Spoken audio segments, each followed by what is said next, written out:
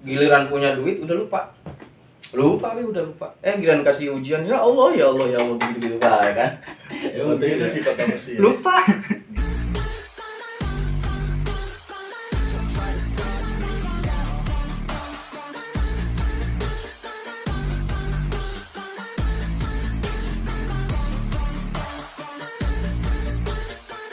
Assalamualaikum warahmatullahi wabarakatuh. Waalaikumsalam warahmatullahi wabarakatuh. Kembali lagi di channel Kopi Hitam 24 bersama saya Fikri Basah di acara ngobrol bareng Fikri. Pembukaan agak grogi, kayak nggak biasa, kayak ngomong sama cewek. Punya emang ceweknya? Punya nggak? Lagi usaha dulu. Sekarang saya bersama rekan-rekan, bersama Bung Adi Kurniawan dan Ustadz Iwan. Oke, siap. Yang biasa saya panggil Akang. Ya. Ini kita ada acara apa ini? Acara ngopi aja. Oh, ngopi. Ya, ngobrol ya. Siap, Sharing. siap. Siap. Kita santuy sambil ngopi. Ngopi dulu dah. Oke, ngopi. Ngopi ya? Oke, siap. Ngopi lu. Ngopi, Bung. Iya. Oke. Iya. Jadi kalau habis ngopi otak terang ya.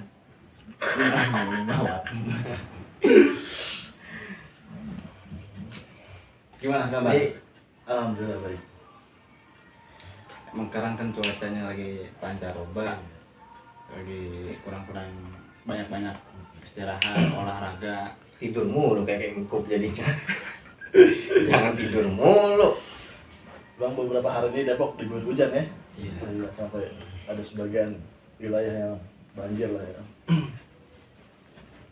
Kami mau nanya nih sama Bang. Wah, emang Ustadz sama gua deh. Oh, nanya apa dulu? Tar dulu. Aneh ke ente dulu nih. Boleh. Oh, ganti-gantian gitu. Iya. Gue kayak interview jadinya. Ente pernah nggak berada di suatu titik paling bawah? Ya semua orang sih pasti ngerasain yang namanya ujian dan cobaan. Nah, iya. Terus bagaimana cara ente untuk menghadapinya gitu kan? Betul. Kadang gini ya. Karena kalau kita curhat ke kawan, paling solusi kawan cuma satu kan, suruh sabar. Ya kan? Iya. Tapi kawan itu kadang nggak sadar betapa sakitnya nahan kesabaran. Bukan. Ya aja. Ya kan? Paling solusinya sabar. Tapi dia nggak tahu bagaimana perih dan sakitnya nahan kesabaran itu.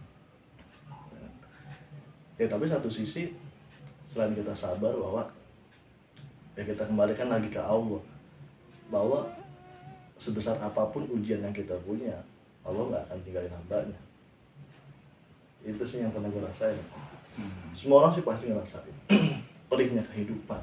Kenapa? Karena setahu gue sih memang dunia ini adalah penjaranya orang mukmin, kan gitu. Ya, penjaranya orang Iya mukmin. kan?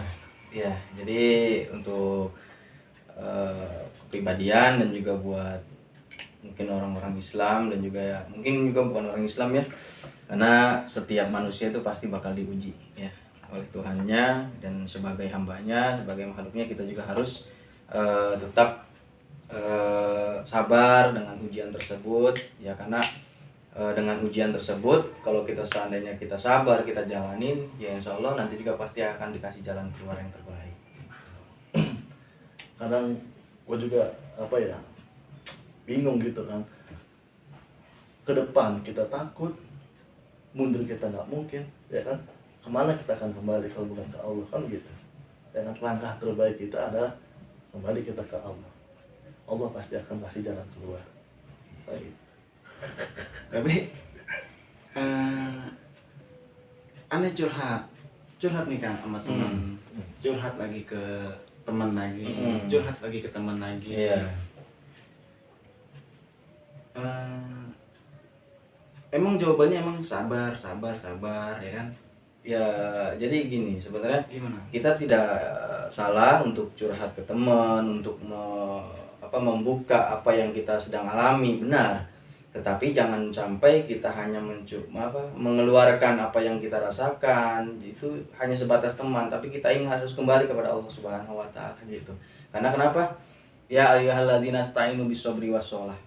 Wahai orang-orang yang beriman, ya, ista'inu minta tolonglah kamu, ya, bis-sabri dengan sabar dan juga sholat, melaksanakan sholat. Jadi hitungannya kalau kita mempunyai masalah, mempunyai satu ujian yang memang berat, tapi kan Allah tidak memberikan ujian kita itu melebihi dari batas kemampuan kita. Itulah dari sabar dan juga sholat. Artinya apa? Kembali kepada Allah Subhanahu wa taala. Allah yang memberikan ujian pun Allah yang memberikan jalan keluar yang terbaik buat kita. Ya mungkin pandangan pribadi sendiri ataupun ketika kita mendapatkan masalah, merasa kita nggak kuat, nggak sanggup lah. Tetapi kata Allah ini memang jalan yang terbaik gitu. Ya mungkin kita susah di dunia gitu kan, tapi ini jalan Allah yang terbaik untuk kita menuju kebahagiaan di akhirat kan gitu. Ya kalau sekarang gini, kita tiba-tiba jadi orang kaya misalkan, kita punya mobil mewah, rumah yang besar gitu kan, tiba-tiba kita down, tiba-tiba kita habis jatuh miskin gitu kan.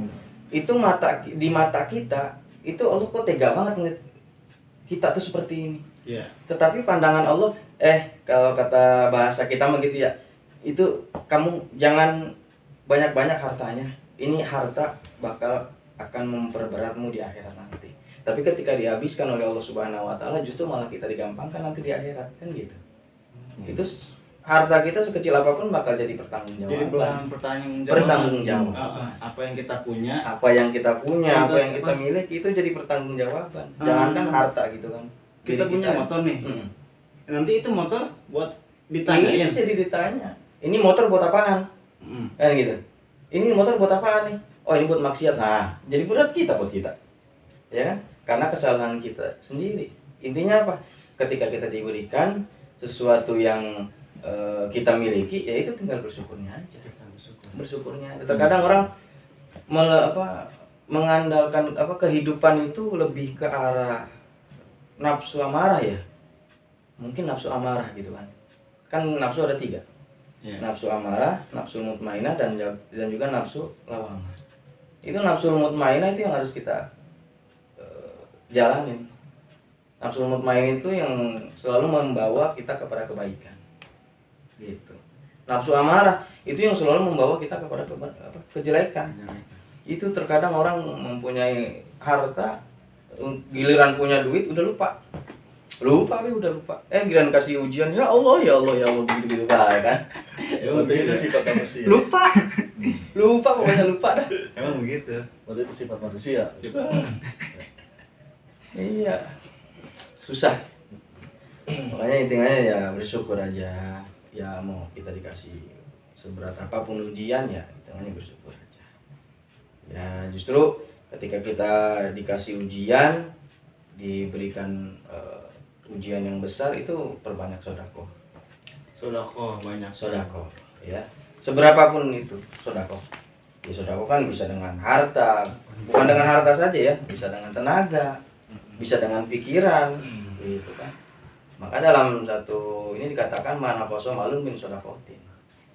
Ya, Allah tidak akan mengurangi harta yang telah disodakokan. Justru yazid. Bertambah. Santai. Jadi kehidupan itu jangan terlalu dibawa pusing. Ya kita jalanin aja sih. Karena memang ya kadang kita di bawah, kadang kita di atas gitu. Kadang di bawah, di atas.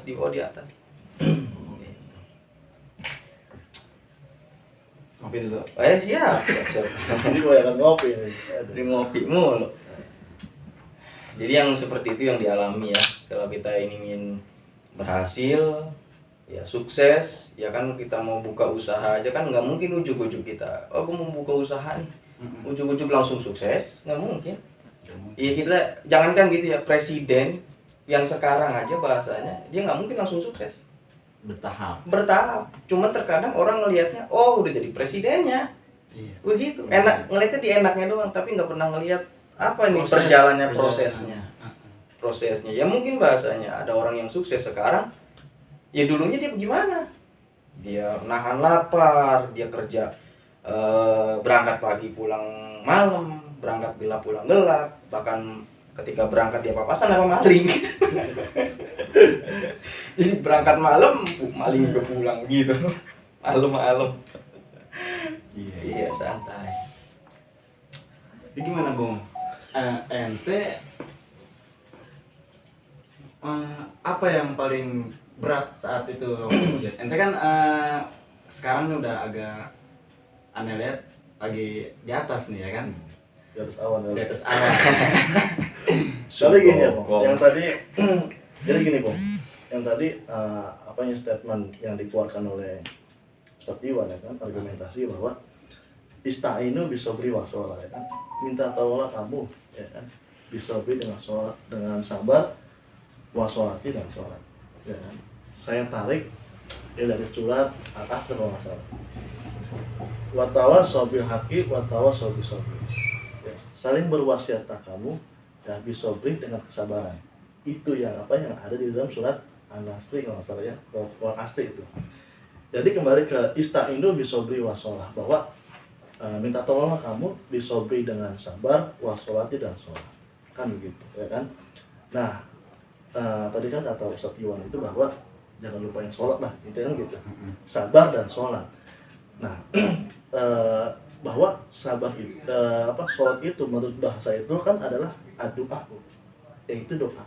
Jadi setiap orang yang melaksanakan sholat, menurut bahasa nih ya, bukan menurut istilah, bahwa setiap orang yang melakukan sholat semata-mata dia sedang berdoa kepada Allah Subhanahu wa Ta'ala. Makanya mungkin ya kita sering dengar slogan anak muda, jika tidak ada bahu untuk bersandar, anjay, ya kan, mobil cewek ya kan. Jika tidak ada bahu untuk bersandar, maka ada sejadah kita untuk apa? Bersujud. Nah itu, ya kan? Artinya bahwa sebesar apapun ujian dan cobaan kita, kembali kemana? Ke Allah. Ya bolehlah kita curhat ke manusia, tapi curhat yang paling terpenting adalah kembali kepada Allah. Kenapa? Karena kalau curhat kepada manusia, toh manusia pun sama-sama punya masalah dan ujian dan cobaan masing-masing. Tapi kalau ke Allah, Allah yang menciptakan ujian, Allah yang menciptakan cobaan kepada hambanya, berarti Allah yang nanti akan kasih jalan keluar. Uset dah. Intinya gitu ya, kalau seandainya kita tiba-tiba down, tiba-tiba terpuruk, artinya apa? Allah masih sayang sama kita. Bahwa Allah masih betul, sayang. yang kembali apa yang kata Ustaz Iwan, ketika kita dikasih harta oleh Allah Subhanahu wa Ta'ala, dikasih kesenangan oleh Allah Subhanahu wa Ta'ala, ya kan? Ketika kita hilang, diambil dan dicabut kembali ke Allah, kok Allah tega? Padahal kita sering dengar bahwa inna lillahi wa inna ilaihi raji'un. Semua yang kita miliki, semua yang ada di alam dunia ini adalah semata-mata nanti akan kembali kepada Allah Subhanahu wa Ta'ala. Begitu. Ya. Kedua, tadi kata Ustaz Iwan bahwa mungkin ya kalau seandainya kita dikasih kesenangan, dikasih harta banyak, Allah akan lupa. Iya. Kita lupa. Kita akan lupa sama Allah. Betul. Iya. Ya, tadi kan masalah motor tadi. Nanti akan dipertanggungjawaban di hadapan Allah Subhanahu wa Ta'ala. Iya. Kenapa? Karena dalam surat Al-Hakumut Takasur atau Takasur, Tsumalatus aluna yawma idzin anin na'im. Semua nanti yang akan kita rasakan kenikmatan di alam dunia, apapun yang kita rasakan di alam dunia tentang kenikmatan, pasti nanti akan dipertanggungjawabkan di hadapan Allah Subhanahu wa Ta'ala. Kan gitu. Ya, kenapa? Karena hukum harta itu adalah halaluhu hisabun wa haramuhu ajabun. Halalnya nanti akan dihisab dan haramnya nanti akan menjadi ajab. Jadi kembali kepada yang tadi pernah saya sampaikan bahwa kita ini sedang ada di penjara. Iya. Kenapa sih kita ada di penjara? Kita serba salah, punya harta salah, nggak punya harta salah, kan bingung. Gimana?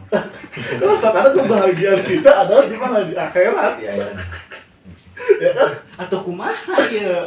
Punya harta salah. Yang penting gini, yang penting kita jangan sampai salah mempergunakannya. Selagi kita punya harta di jalan yang benar, ya kan? Silakan. Dunia darul amal, akhirat darul jajah. Dunia darul amal mencari kita untuk bekal nanti di akhirat, wal akhirat darul jajah, itu pembalasan kita nanti. Jadi apa yang kita perbuat di semasa hidup kita di alam dunia, ya itu nanti kita akan dapat balasan. Ketika kita berbuat satu kebaikan, ya maka kita akan dapat kebaikan. Di satu sisi kita melakukan satu perbuatan yang dibenci oleh Allah Subhanahu wa taala, ya kita bakal diminta pertanggungjawaban juga. Termasuk ya, salah dari mana? Salah dari apa yang kita punya ini sekarang. Yang tadi kembalikan ke harta gitu kan. Kita punya motor, kita punya mobil, kita punya apa lagi misalkan yang bawa barang-barang mewah, kita pergunakan bukan buat di jalan Allah. Itu bakal dipertanggungjawabkan. Makanya jangan sampai pandangan kita itu mungkin Allah salah menjatuhkan kita. Pandangan kita gitu kan. Tapi pandangan Allah ya mungkin itu adalah yang terbaik buat kita. Ya Allah intinya masih sayang kepada kita ya, untuk kita selamat nanti di akhirat. Tapi di samping ujian yang Allah berikan kepada kita ya itu semakin kita lebih mendewasakan diri kita, terus kemudian juga kita lebih tegar, lebih sabar. Artinya apa? Kita supaya kembali kepada Allah Subhanahu wa taala. Jadi seperti itu ya. Ketika kita dapat ujian dan musibah dari Allah Subhanahu wa taala, satu kita harus sabar, kedua kita ikhlas, ketiga kita ridho terhadap takdir Allah yang Allah berikan kepada kita. Tapi jangan lupa kita melaksanakan sholat dan juga berdoa. Ya, karena setiap doa yang kita panjatkan bukan Allah tidak kabulkan, pasti Allah kabulkan, hanya saja Allah melihat kebutuhan hambanya gitu. Kalau kata kita mah anak kecil nggak mungkin dikasih mobil ya, karena kebutuhan dia bukan mobil, sepeda gitu. Walaupun kita berulang-ulang ingin berdoa, ya Allah berikan saya mobil, kata Allah ente mah bukan kebutuhan ente bukan mobil tapi sepeda, diberi sepeda gitu ya. Itu jadi sabar, ikhlas, dan juga ridho terhadap apa yang telah Allah berikan kepada kita. Insya Allah Allah berikan jalan keluar yang terbaik. Ya, terima kasih Bang Akang dan Bang Adi Siap menemani saya buat ngopi bareng. Mohon maaf nih ganggu waktunya. Kita juga harus berbagi supaya orang itu ketika mendapatkan musibah, mendapatkan ujian, dia tidak terpuruk dan jauh dari Allah Subhanahu wa taala. Ingat, kita harus kembali kepada Allah. Oke lah. Kita tutup aja. Ingat, hidup ini seperti kopi, pahit. Tinggal kamu kasih gula biar manis. Saya Fikri Basa. Wassalamualaikum warahmatullahi wabarakatuh. Waalaikumsalam warahmatullahi wabarakatuh.